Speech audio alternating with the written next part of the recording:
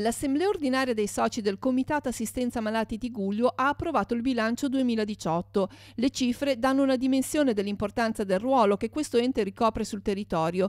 627 ammalati aiutati, oltre 5.000 euro erogati per prestazioni ed interventi a persone bisognose, poco meno di 90.000 euro per borse di studio e 10.000 euro destinati alla Fondazione per la ricerca e trapianto del midollo osseo.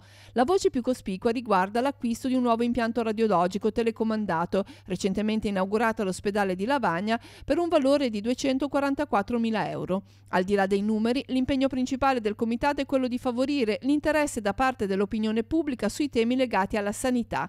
Nella nostra ASL, ha ricordato il presidente Giancarlo Mordini, si sta respirando un venticello di novità, ma il cammino resta ancora lungo. Noi abbiamo detto che bisogna fare ancora uno sforzo per almeno completare la prima fase e portare, siccome tutte le sale operatorie sono a Lavagna ormai, portare la nefrologia e la dialisi a Lavagna, perché i dializzati hanno bisogno di avere le sale operatorie vicino a dove fanno la dialisi, e poi portare sempre a Lavagna l'anatomia patologica.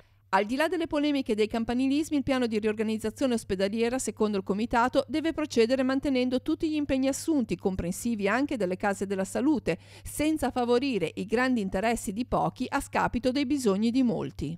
Il Servizio Sanitario Nazionale dà cure gratuite a tutti e purtroppo il privato vuole la torta, la fetta di torta grossa, e in questo modo la sanità pubblica verrà distrutta.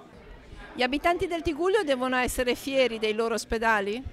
Questo l'ho proposto, non ci siamo ancora vicini, però ci si può arrivare con la volontà, con la forza di tutti.